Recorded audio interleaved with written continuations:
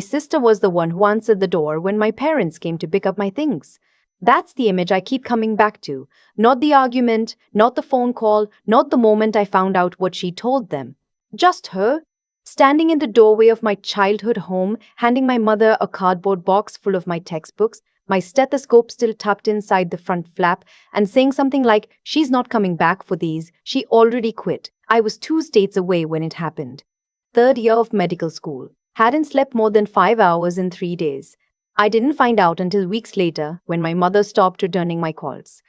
But to understand how we got there, you have to go back to a small city in Ohio called Dayton, the kind of place where people stayed, where my father worked the same manufacturing floor for 28 years and considered that a point of pride, not a limitation, where my mother kept a vegetable garden in the backyard and knew every neighbor by name, where my older sister Vivian was the kind of person everyone in town quietly admired. Vivian was 4 years older than me, confident in the easy way that some people just are, the way that makes teachers like you without trying, that makes strangers trust you in a conversation. She had my mother's features and my father's certainty, and she moved through life like someone who had never once doubted whether she belonged. She studied business at Ohio State, came back to Dayton after graduation, and started working for a regional insurance firm. She got engaged at 26 to a man everyone seemed to love on sight. She bought a house 3 minutes from our parents before she turned 30. I was different from her in almost every way that mattered in that town. Not shy, not unhappy, but quieter, more internal. I liked problems with solutions, liked the feeling of figuring something out that had seemed impossible 5 minutes before. I studied hard in a way that didn't win me any social points in high school and ran cross country alone most mornings before school started. By the time I was a senior, I knew I wanted to go into medicine. Not because someone told me to, not because it seemed impressive, because I had spent 2 summers volunteering at the hospital near our house and came home every single day feeling like I had done something that mattered. When I got into a medical school in Pittsburgh, my parents were proud. I could see it on their faces at dinner the night I told them. My father didn't say much, he never did, but he reached across the table and squeezed my hand once, which from him was everything. My mother cried a little and then immediately started asking practical questions about meal prep and parking near the campus. Rivian smiled and said, "That's great, Lena." That was it. Just that. I told myself it didn't mean anything. I left for Pittsburgh in August. The first year of medical school is its own kind of world, relentless and disorienting and oddly beautiful if you let yourself see it that way. I was exhausted most of the time. I lived in a studio apartment the size of a large closet, survived on dining hall food and gas station coffee, and studied until my eyes stopped focusing. I called home every Sunday. My mother would give me long updates about the garden, about Vivian's upcoming wedding plans, about the neighbors. My father would get on for a few minutes and ask if I was eating enough. I always said yes. I was usually lying. About 8 months into my first year, the calls started changing. My mother's voice got careful, measured, like she was choosing words in a way she normally didn't. "How is everything going?" she asked one Sunday. Different from the usual. Not "how are your classes" or "are you sleeping?" Just that. Open and cautious at the same time. "Good," I said. "Hard, but good. We started clinical rotations last week." A pause. "Vivian mentioned she talked to you," my mother said. I frowned. "We haven't talked in a couple of weeks." Another pause. Longer. "She said you caught her. That you were struggling." I set my coffee down. "Mom, I didn't call her. She said you were thinking about leaving the program." The words didn't make sense at first. Like hearing a sentence in a language I almost knew. "I'm not leaving," I said. "I'm in the middle of a rotation. I just saw my first surgery last Thursday." My mother was quiet for a moment. "She said you were embarrassed to tell us yourself." I remember exactly where I was sitting when she said that. On the edge of my bed, still in my scrubs, the window behind me going dark. I remember the specific kind of still that comes over you when something knocks the air out of you when your body doesn't know what to do next. "That's not true," I said, slowly, carefully. "Mom, none of that is true." She didn't respond the way I needed her to. She said, "Your father's been worried." And then Vivian wouldn't make something like that up. I tried. I explained. I described exactly what my days looked like: the rotations, the professors, the study groups. I told her to call the program director if she didn't believe me, that they could confirm I was enrolled and in good standing. She listened, or I thought she listened, and then at the end she said, "We just need a little time to process this." I didn't understand what there was to process. I found out a month later what Vivian had actually told them. Not from my mother, from an aunt who called me on a Wednesday afternoon, completely unaware of what had been said, just asking how school was going and mentioning she'd heard I dropped out. Dropped out. Those were the words. Not struggling, not taking a leave. Dropped out. I drove 4 hours back to Dayton the following weekend. I hadn't told anyone I was coming. I pulled up to my parents' house at noon on a Saturday, walked up to the front door, and knocked.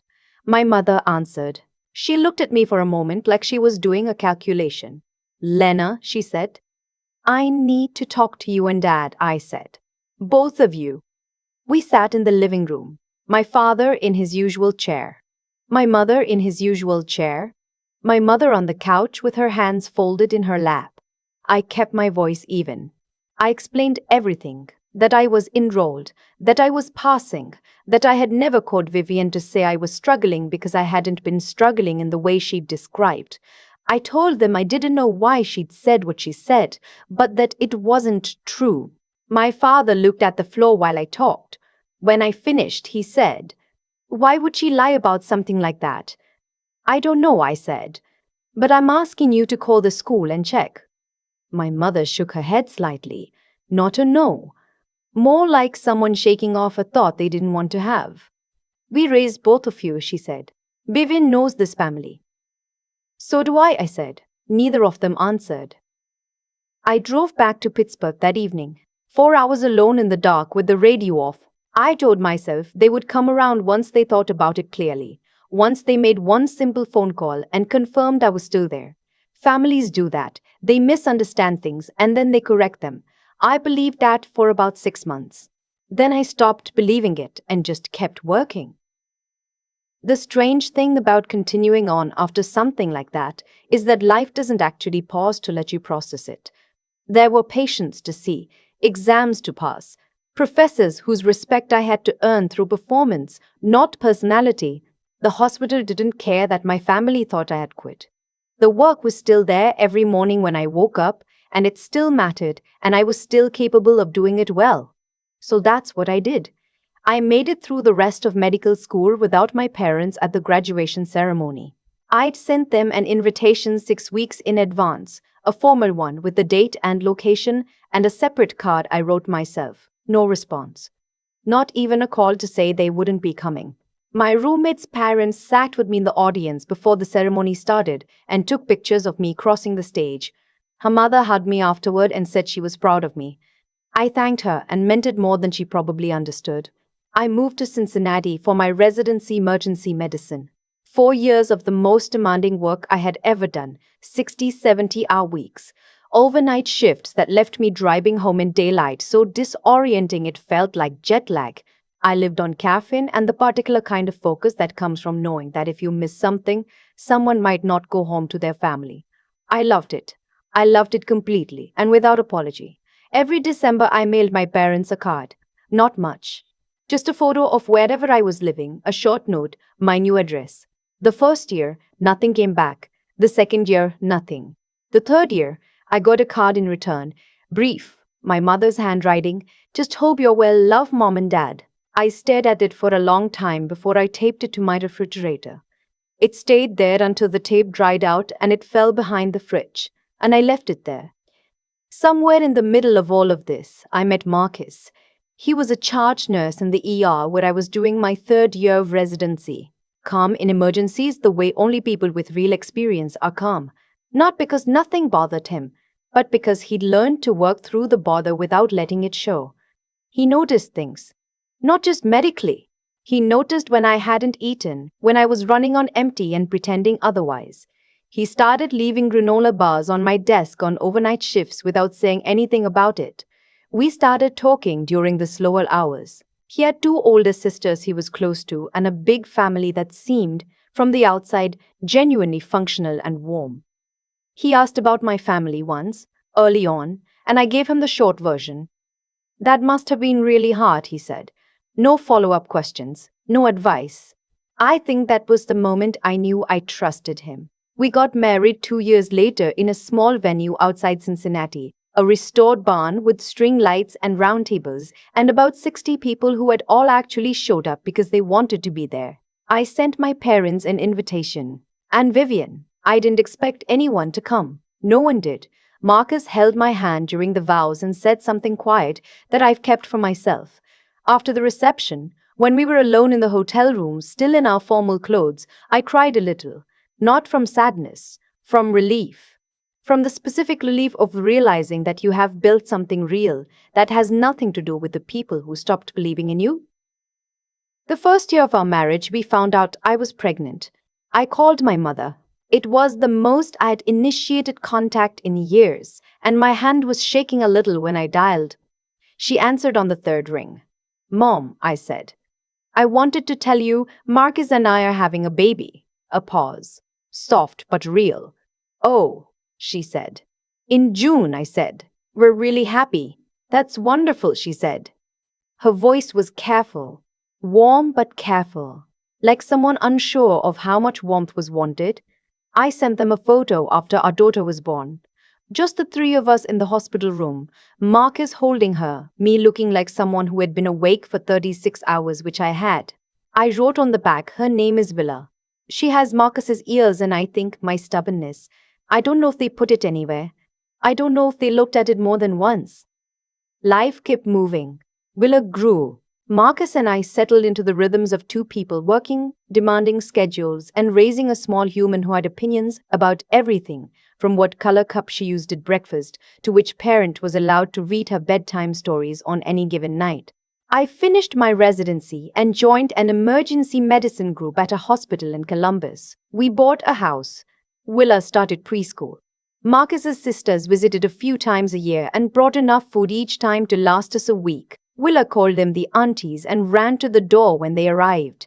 My daughter had grandparents she had never met. I held on to that fact the same way you hold on to something uncomfortable. Aware of it, unable to put it down, not sure what to do with it. Then, in the early spring of Willa's third year, I got a call from a number I didn't recognize. I almost didn't answer. I was between patients, standing in the hallway outside triage, and I picked up because something made me. It was my mother's voice. Lena, she said, it's Mom. I stepped into an empty consultation room and closed the door. Is everything okay? I asked. A pause. And then, your sister is in the hospital. Vivian had been in a car accident on the highway north of Dayton. Not her fault, a driver who ran a red light, and she had been brought by ambulance to the nearest trauma center. She was stable, my mother said, but there had been a head injury and a fractured pelvis, and they were waiting on more information. My parents were already there. They had called me because, my mother said, her voice going small and strange, we didn't know who else to call, who would understand what they were telling us. I drove 2.5 hours to Dayton without stopping. I walked into the hospital in my work badge and my white coat. I had come straight from a shift and hadn't changed. And I found my parents in the family waiting area outside the surgical floor. My father stood when he saw me. My mother made a sound I can't describe, something between relief and something else, something older. I hugged her first, then my father. Then I said, tell me everything they've told you. For the next 3 hours, I was their translator. Not their daughter, exactly, their interpreter.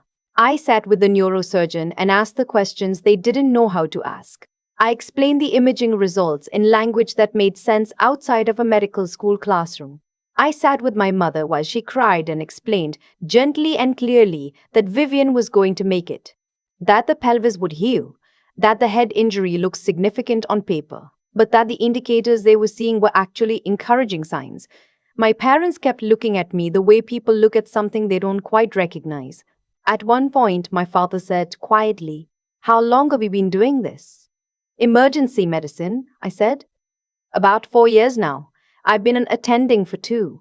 He absorbed that slowly. Your badge says Dr. Alderman. It does. He looked at the badge for a moment. That's your name. Yes. Neither of us said anything else for a few seconds. Vivian was moved out of the ICU the following morning. I had stayed overnight, sleeping in the family waiting room in my coat, waking every few hours to check on updates. Marcus had driven up the night before with Willa and was staying at a hotel nearby. When Vivian was stable and alert enough for visitors, I walked into her room and stood at the foot of her bed.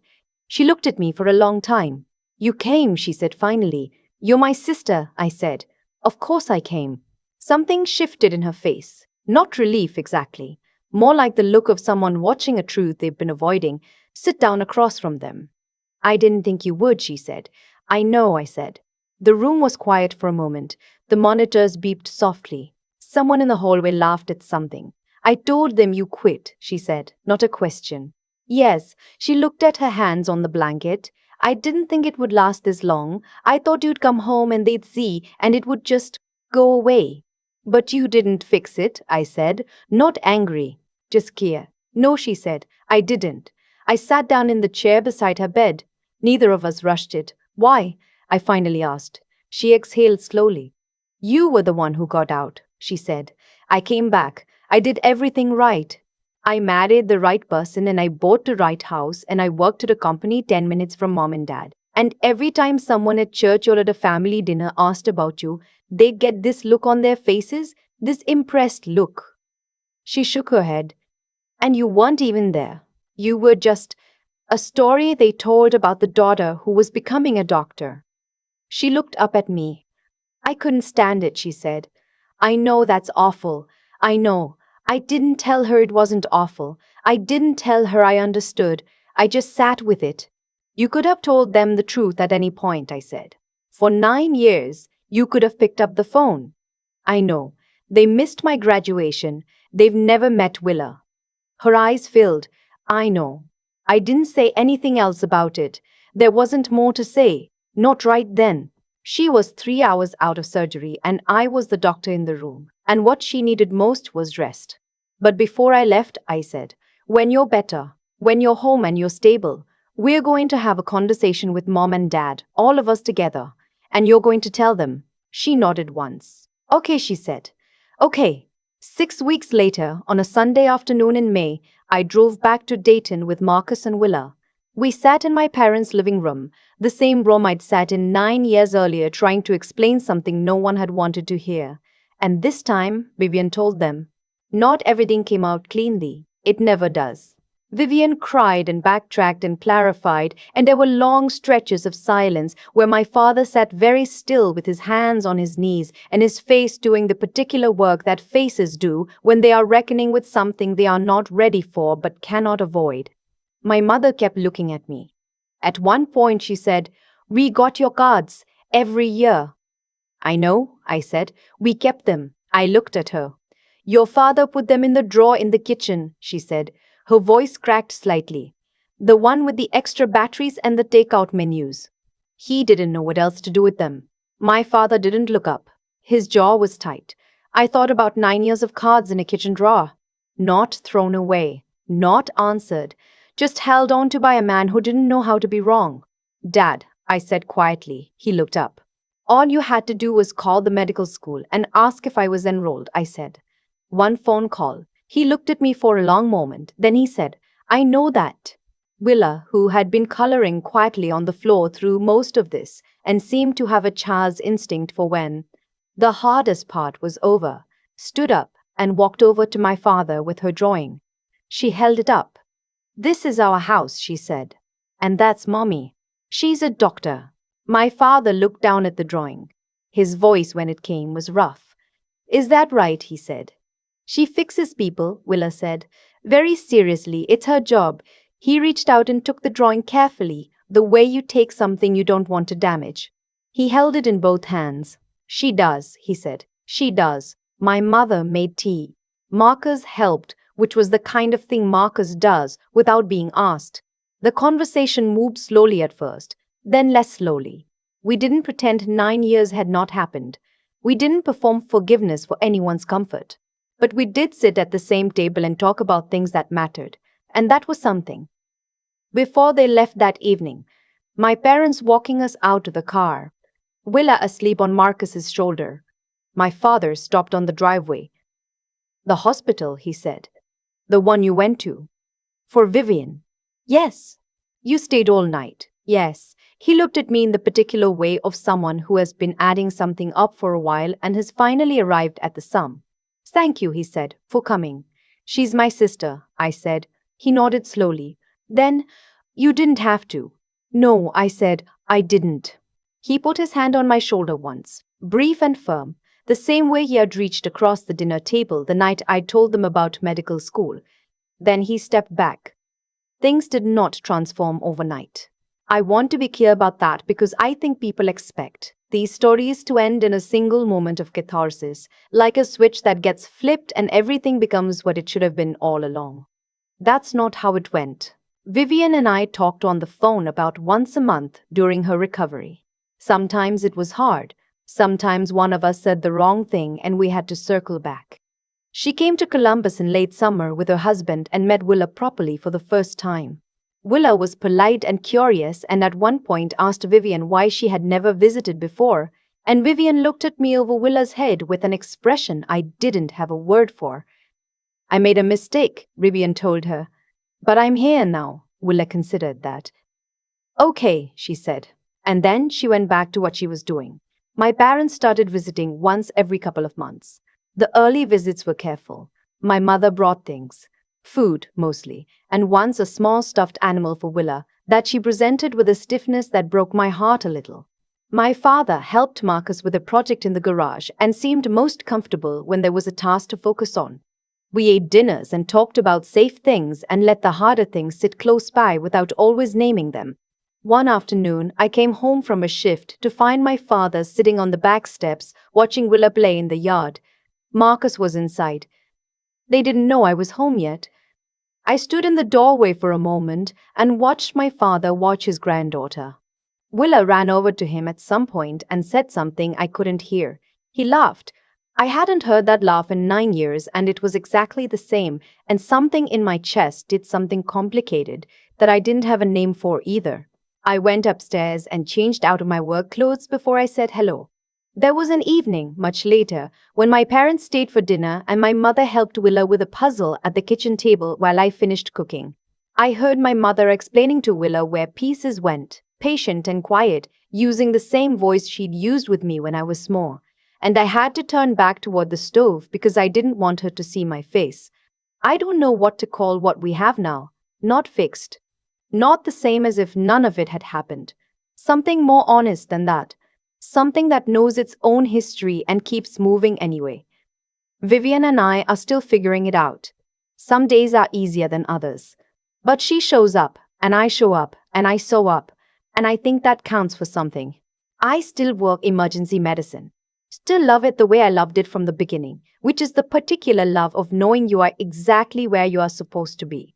Willa is almost 5 now and has decided she wants to be a veterinarian, or possibly a race car driver. She's keeping her options open. Marcus leaves granola bars on my desk on long days still. 12 years in, and he still does that. People sometimes ask me if I'm angry. About the 9 years. About the graduation my parents didn't attend. The wedding, the years of Willa's life they weren't there for. I think what they want me to say is yes, or else a clean no, that would resolve something for them. The real answer is more complicated. I was angry for a long time. I was also sad, and I was determined, and I was lonely in the specific way you are lonely when the people who are supposed to know you have decided they don't. And then I was busy and capable and surrounded by people I had chosen. And now I'm somewhere past all of that.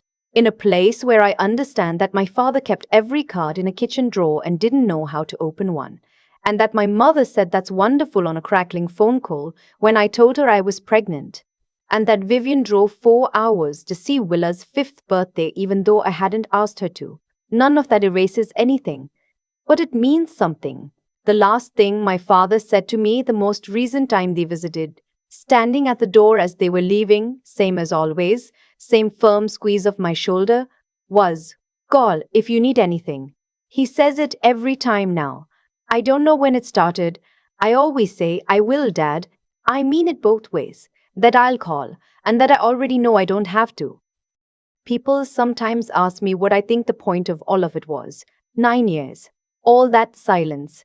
A lie that spread through my family the way cracks spread through old plaster, quietly, steadily, until one day you press on the wall and realize how much has given way underneath. I don't think there's a clean answer, but I've been turning it over long enough to have something close to one. What I keep coming back to is this: every choice Vivian made had a cost, and every choice I made had one too. Hers came due in an emergency room on a Tuesday morning when the person who showed up to explain her scans, to sit with my parents through the hardest hours, to translate fear into something manageable, was the sister she'd spent nearly a decade erasing. That's not punishment. That's just the way things tend to settle. You hollow something out long enough, and eventually the structure shows you what it's missing. My choices had costs too. I chose to keep sending cards no one answered. I chose to keep moving forward when staying still would have been easier. I chose to walk into that hospital when I didn't have to, when no one would have blamed me for not coming. And those choices, the quiet, unglamorous ones made over years with no audience, are the ones that actually build something. Not overnight, not cleanly, but real. I think about what it takes to keep going when the people who are supposed to believe in you have decided they don't. It's not some exceptional strength, it's something more ordinary and more demanding than that. It's just deciding, over and over again, that the work matters regardless of who's watching. That the patient in front of you deserves your full attention whether or not your father is proud of you. That your daughter deserves a mother who didn't fold. You make that decision in small increments, on tired mornings, on long drives home after overnight shifts, in the specific quiet of a life you have built entirely on your own terms. And then one day you look up and realize the life is real. It exists, it holds weight. Vivian told a lie because she couldn't stand being outpaced by someone she loved. I understand that now in a way I didn't for a long time. It doesn't make it right. But it makes it human. The cost of what she did, to me, to our parents, to herself, wasn't something she could have calculated at the start. That's usually how it goes. We make choices in the moment, and the consequences unfold at their own pace, in their own time, in ways we never quite anticipated. What I want Willa to understand when she's old enough to understand it is that your integrity is the only thing that travels with you everywhere. Through the years when no one's paying attention, through the hospitals and the overnight shifts and the moments when you are very tired and very alone, it goes where you go. And it either holds or it doesn't, based on what you've been feeding it all along. Marcus leaves granola bars on my desk. My father keeps my daughter's drawings. My mother's voice cracks a little when she says goodbye at the door. None of it is everything I lost, but it is something, and I have learned, slowly, imperfectly, the only way anyone really learns anything, that something, honestly held, is enough to build on.